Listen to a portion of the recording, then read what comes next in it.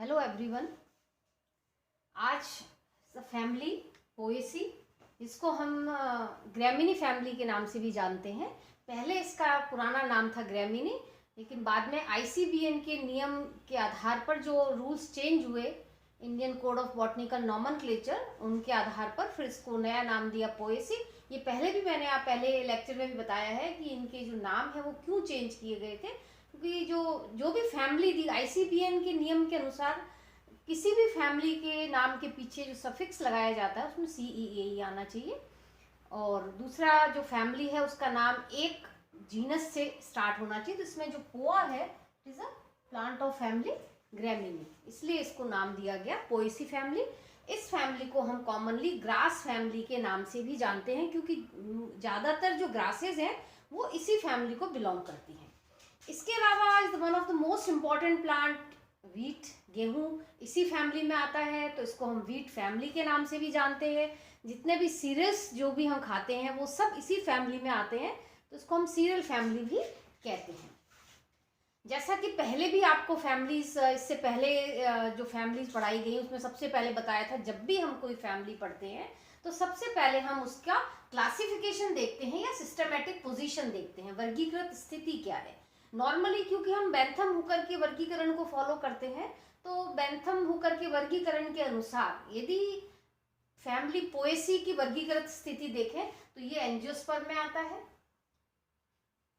Angiosperm means जितने भी पुष्पीय पादप हैं, फ्लावरिंग प्लांट है, वो सभी एंजियोस्पर्म को बिलोंग करते हैं। फिर एंजियोस्पर्म के अंदर 3 क्लासेस दी गई थी, डाइकोटिलिडनी, बीच में जिम्नोस्पर्म और मोनोकोटिलिडनी। तो डाइकॉट की फैमिली तो हम पढ़ चुके हैं। डाइकॉट के अंदर 2 बीजपत्र होते हैं। इसके अलावा पत्तियों के अंदर रेटिकुलेट वेनेशन होता है और पुष्प जो फ्लावर होता है नॉर्मली पेंटामेरस होता है। अब जो मोनोकोटिलिडन है, इसमें मोनोकोटिलिडन्स के अंदर सामान्यतः पैरेलल वेनेशन इन लीफ, और दूसरा जो इंपॉर्टेंट कैरेक्टर है इसका वो है जो इसके पुष्प होते हैं ट्राइमेरस होते हैं, इसको हम कहते हैं त्रितई। और डाइकॉट में क्या होते हैं, पेंटामेरस 5 तई। जो पेटल और सेपल होते हैं वो 5 या 5 के मल्टीपल होते हैं, जबकि मोनोकॉट के अंदर पेटल और सेपल होते हैं वो त्रितई होते हैं, और लीफ के अंदर इनमें समानांतर सिरा विन्यास पाया जाता है। तो यदि आपसे पूछा जाए, यदि कभी कहा जाए 2 प्लांट आपको दिए जाएं और कहें इनको आप एक्सटर्नली बाहर से देख के बताइए कौन सा प्लांट डाइकॉट है और कौन सा प्लांट मोनोकॉट है, तो सबसे पहले हम क्या देखेंगे, उसकी लीफ। यदि लीफ के अंदर जालिकावत या रेटिकुलेट वेनेशन है तब तो डाइकॉट है, और उसके अंदर यदि पैरेलल या समानांतर शिराविन्यास है तो वो होगा मोनोकॉट। दूसरा हम उसका फ्लावर भी देख सकते हैं, यदि पुष्प पेंटामेरस है तब डाइकॉट होगा, और यदि फ्लावर त्रितई है, ट्राइमेरस है, 3 सेपल हैं, 3 पेटल हैं, तो वो मोनोकॉट क्लास के अंतर्गत प्लांट्स आते हैं। फिर मोनोकॉट जो भी क्लास है उसको आगे सीरीज में डिवाइड किया गया है, श्रेणियों में बांटा गया है। तो पोएसी फैमिली बिलोंग करती है, ये है इसकी सीरीज ग्लूमेसी के अंदर। सीरीज ग्लूमेसी के जो इंपॉर्टेंट कैरेक्टर यदि हम देखें इसमें, तो इसमें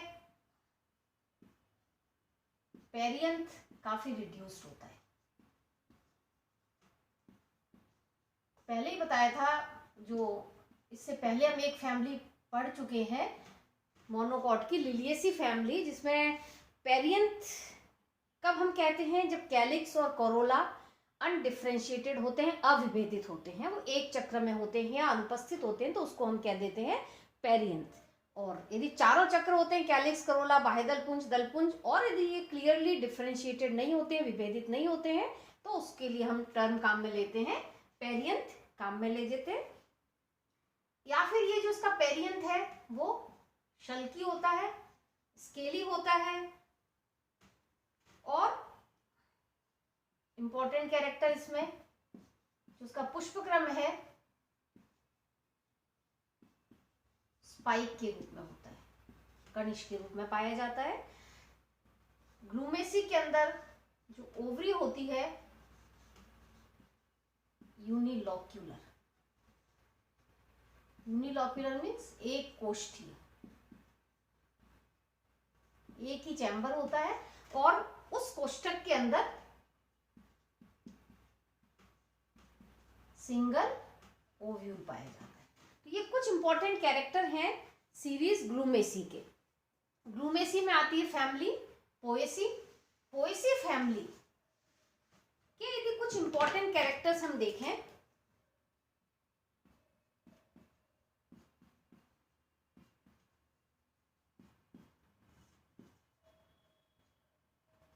क्या होंगे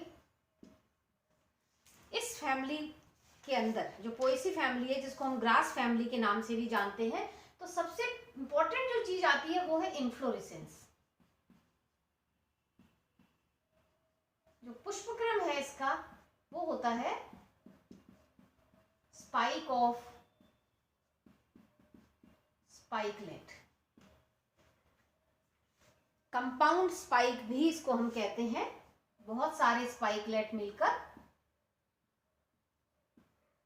स्पाइक का निर्माण करते हैं, तो कंपाउंड। ये आगे हम इन्फ्लोरेसेंस में भी पढ़ेंगे डिटेल में। और इससे पहले मैंने टेक्सोनॉमी के कुछ पहले जो लेक्चर दिए थे उसमें जनरल कैरेक्टर्स, आपको सारी टर्मिनोलॉजी बताई थी। उसमें इन्फ्लोरेसेंस के बारे में भी एक लेक्चर पूरा का पूरा आपको बताया था, जिसमें सारे टाइप्स के इन्फ्लोरेसेंस बताए थे। उसमें भी आप देख सकते हैं स्पाइक ऑफ स्पाइकलेट या स्पाइक क्या होता है।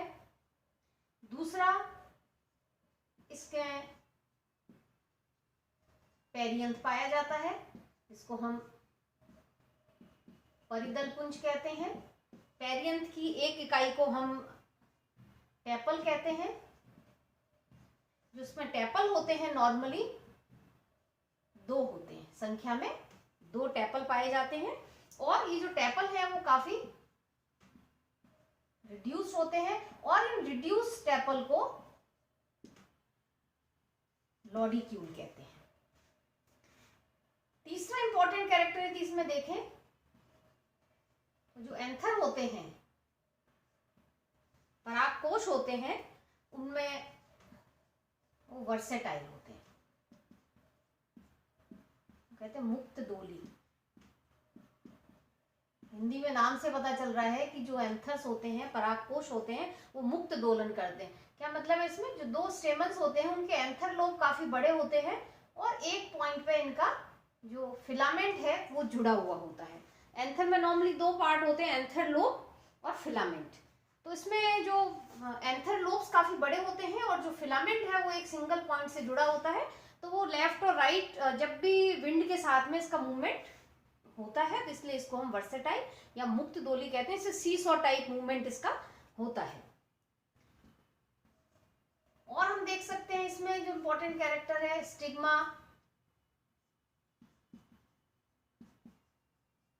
फैदरी होती है, पिच्छक होती है।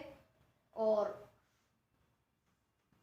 फ्रूट, फ्रूट पे कई बार बहुत क्वेश्चन आते हैं, फ्रूट कैसा होता है पोएसी में। फ्रूट को हम कहते हैं कैरियोप्सिस।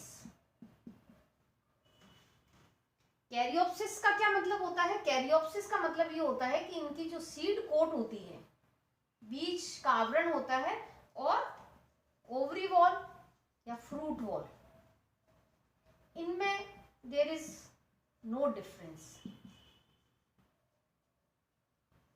ये दोनों आपस में फ्यूज्ड रहती है। इस प्रकार के फ्रूट को हम कहते हैं कैरियोप्सिस और इसको हम ग्रेन के रूप में जानते हैं। तो ये कुछ इंपॉर्टेंट कैरेक्टर हैं जो कि इस फैमिली में सामान्यतः मिलते रहते हैं। तो अपने को ध्यान रखना, इन्फ्लोरेसेंस स्पाइक ऑफ स्पाइकलेट के रूप में होता है। पेरियंथ पाया जाता है। पेरियंथ नॉर्मली इसमें 2 टेपल होती हैं जो रिड्यूस होती हैं, जिनको हम लॉडिक्यूल्स कहते हैं। एंथर वर्सेटाइल होता है, स्टिग्मा फैदरी होती है और फ्रूट कैरियोप्सिस के रूप में इसके अंदर पाया जाता है। ये कुछ इंपॉर्टेंट कैरेक्टर हैं फैमिली पोएसी की। आगे इसमें हम अब देखते हैं जो मेन चीज, इसका डिस्ट्रीब्यूशन कहाँ कहाँ पाया जाता है। वितरण, वितरण के लिए हम एक शब्द यूज कर सकते हैं वितरण इसका कॉस्मोपॉलिटन, मतलब उसको कहते हैं विश्वव्यापी, वर्ल्ड वाइड, सभी स्थानों पर। सामान्यतः ये इसके सब पादप पाए जाते हैं, संपूर्ण विश्व में पाई जाती हैं। और ऐसा माना जाता है कि मोनोकॉट की नॉर्मली ये it is a one of the largest family of monocot.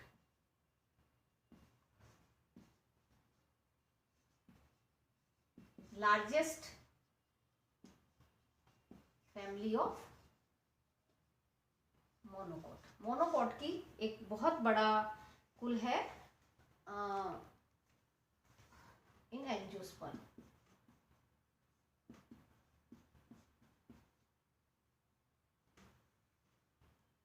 इस फैमिली के अंदर अराउंड 620 जेनरा एंड 10,000 स्पीसीज पूरे विश्व में इसकी पाई जाती हैं। और नॉर्मली जो इस फैमिली के प्लांट होते हैं सभी इकोलॉजिकल टाइप्स के प्लांट्स पाए जाते हैं इसमें, all the ecological types.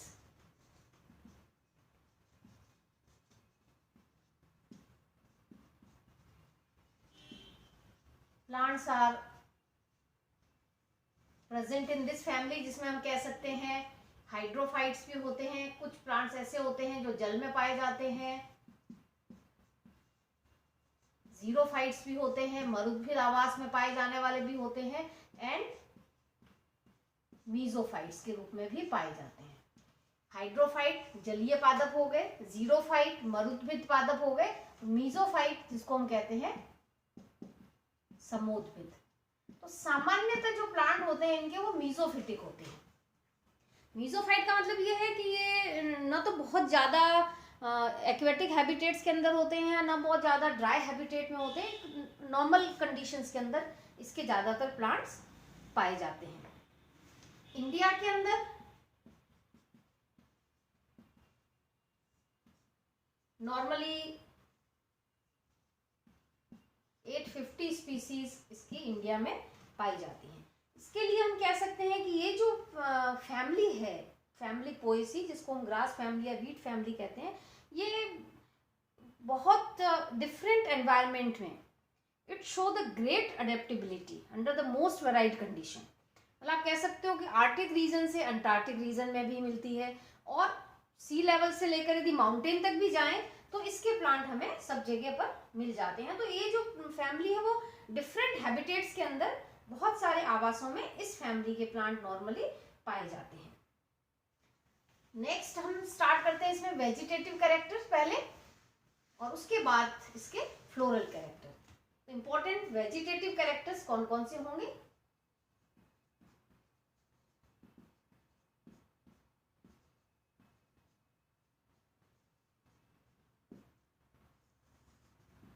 Vegetative characters में हमने पहले भी पढ़ा है, क्या पढ़ते हैं नॉर्मली हम रूट देखते हैं, उसका स्टेम देखते हैं, उसकी लीफ देखते हैं और उसकी हैबिट देखते हैं। ठीक है, चार चीजें नॉर्मली इसमें पढ़ी जाती हैं। हैबिट, इसकी प्रकृति किस प्रकार की है, कैसी होगी हैबिट, हैबिट के बारे में कहाँ कहाँ पाए जाते हैं। नॉर्मली जो हैबिट होती है वो इसकी शाकीय, सामान्यतः हर्ब होते हैं, हर्ब्स, उसको कह देते हैं हम शाकीय पादप। ये जो हर्ब हैं, they herb are annual, biennial and perennial herb. Annual means एक वर्षी, बाई मीन्स द्विवर्षी, और पेरिनियल मीन्स बहुवर्षी। ये समझ गए होंगे आप। एक वर्षी का मतलब होता है जो प्लांट अपनी लाइफ साइकिल एक वर्ष में कंप्लीट करते हैं, वेजिटेटिव और रिप्रोडक्टिव, एक वर्षीय कहलाते हैं। जो 2 वर्ष में कंप्लीट करते हैं द्विवर्षीय, और जो कंटिन्यूस बहुत सारे सालों में लगातार जो प्लांट सर्वाइव करते रहते हैं उनको हम पेरिनियल प्लांट के रूप में जानते हैं। कुछ इसमें श्रब्स के रूप में भी पाए जाते हैं। ज़्यादातर प्लांट्स हर्ब के रूप में ही होते हैं, शाक के रूप में होते हैं, जो सॉफ्ट होते हैं, जिनका तना हरा होता है।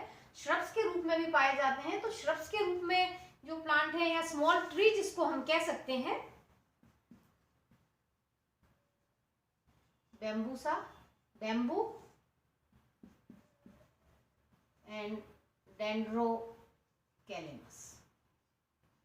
ये दो एग्जाम्पल हम इसमें याद रख सकते हैं, जो कि इसमें श्रब के रूप में भी या स्मॉल ट्री के फॉर्म में भी ये पाए जाते हैं। इसके बाद जो इसमें आता है वो है स्टेम। रूट देख लेते हैं पहले। इसमें रूट तो हमें पता ही है, नॉर्मली यदि मोनोकॉट प्लांट है तो रूट कैसी होगी, एडवांटिटियस, फाइब्रस रूट। जो नॉर्मली जो बड़े प्लांट्स होते हैं डाइकॉट के, उनके अंदर नॉर्मली टैप रूट पाई जाती है। एडवांटिटियस को हम कहते हैं अपस्थानिक जड़।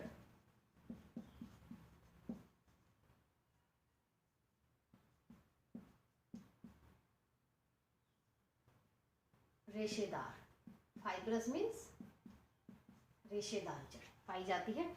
इसके अलावा इस जो मोनोकॉट फैमिली है, इसके अंदर एक विशेष प्रकार की रूट भी पाई जाती हैं, जिसको हम कहते हैं स्टिल्ट रूट। स्टिल्ट रूट क्या होती है? इसमें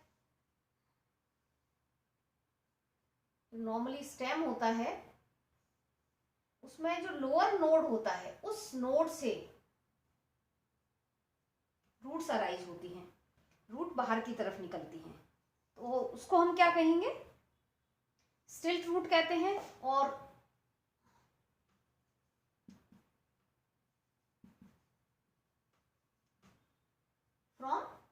arise from lower node, and these stilt root are modification of adventitious root।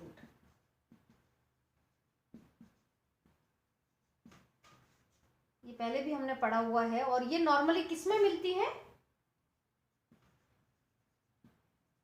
मेज एंड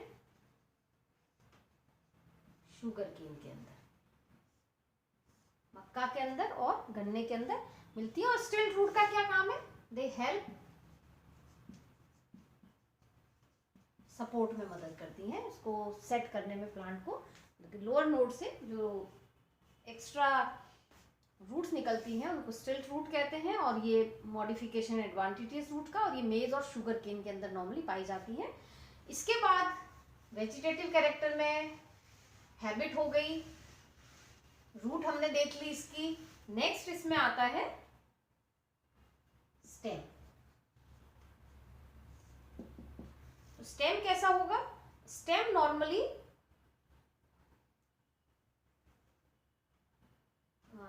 सिलेंड्रिकल होता है,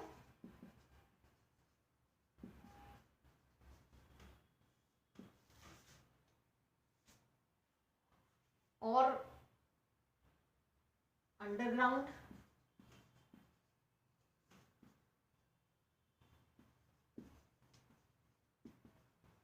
राइजोम के रूप में, प्रकंद के रूप में नॉर्मली इसका तना पाया जाता है। जितने भी पेरिनियल ग्रासेस होती हैं उनके अंदर नॉर्मली ये अंडरग्राउंड राइजोम होता है इन पेरिनियल ग्रास।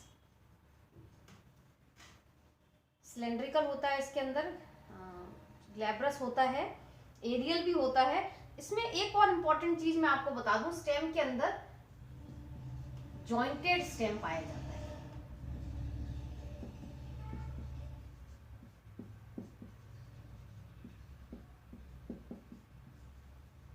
संधित तना। जॉइंटेड स्टेम का मतलब क्या होता है? इसमें nodes and internodes are present.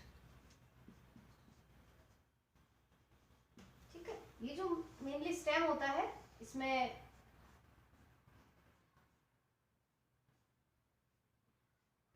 ये जो बीच वाला भाग है ये तो हो गया नोड, और ये जो लंबा वाला भाग है दिस इज इंटरनोड। इसको हम कहते हैं पर्व संधि, और इंटरनोड कहलाता है पर्व। इसका बेस्ट एग्जांपल आप गन्ने में देख सकते हैं। गन्ना सबने देखा होगा। गन्ने में जो मेनली भाग हम खाते हैं वो होता है इंटरनोडल रीजन, और जो भाग हम जहाँ से तोड़ते हैं वो होता है नोडल रीजन। तो इसमें विशेषता क्या होती है? इस फैमिली के अंदर सामान्यतः जो नोड्स होती हैं सॉलिड होती हैं, ठोस, एंड इंटरनोड्स आर हॉलो, खोखले। तो ऐसा तना जिसमें नोड्स सॉलिड होती हैं और इंटरनोड्स खोखली होती हैं, खाली होती हैं, इस प्रकार के विशेष तने को क्लम्प स्टेम कहते हैं। क्लम्प स्टेम क्या होता है? जो जॉइंटेड, ऐसा जॉइंटेड स्टेम जिसमें नोड्स जो पर्व संधि होती हैं वो ठोस होती हैं और पर्व इंटरनोड्स आर हॉलो। ऐसे तने को हम क्लम्प स्टेम नॉर्मली कहा जाता है। सिलेंड्रिकल होता है, अंडरग्राउंड होता है, क्रीपिंग हो सकता है तना, ठीक है। क्रीपिंग के अलावा जो रनर्स के रूप में हो सकता है, इसको हम ऊपरी भूस्थाली कहते हैं, जिसमें एग्जाम्पल इसका आप ले सकते हैं धूप ग्रास, हम कहते हैं साइनोडोन, डक्टाइलॉन। यहाँ पर मैं एक चीज और बता दूं, नोड्स नॉर्मली इस फैमिली के अंदर सॉलिड होते हैं और इंटरनोड्स हॉलो होते हैं, जिसको क्लम्प स्टेम कहते हैं। लेकिन एक्सेप्शन है यहाँ पे,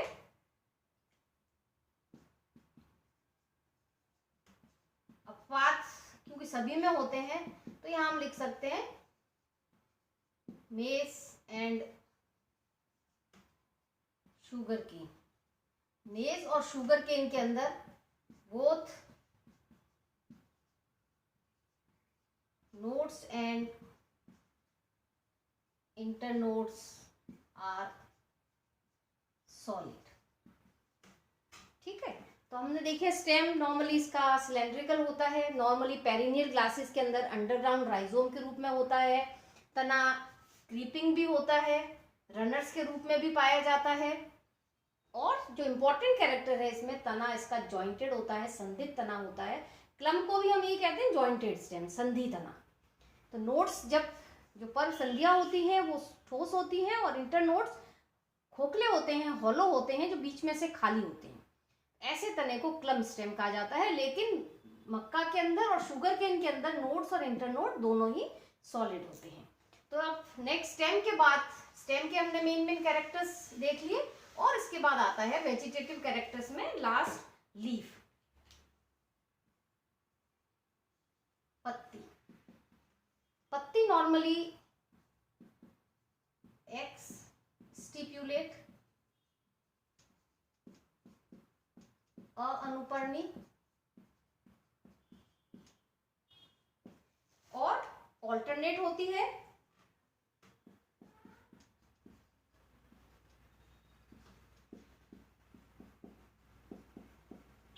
एकांतर, ये टर्म्स सब पहले आपको बताई हुई हैं, तो ये अपने रिपीट कर रहे हैं टर्म्स को, जो जो टर्म्स बार बार रिपीट होती रहती हैं इसमें।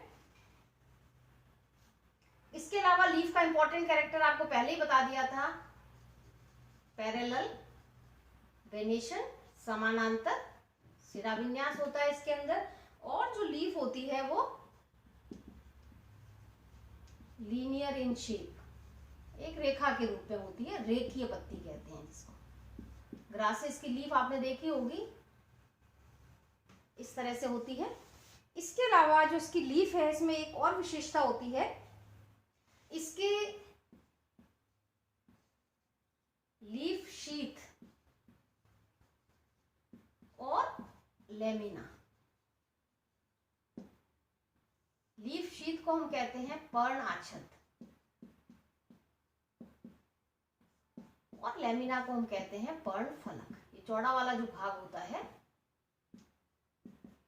इस लीफ शीथ एंड लेमिना, इन दोनों के जॉइंट पर, जंक्शन पर, at the joint of leaf sheath and lamina,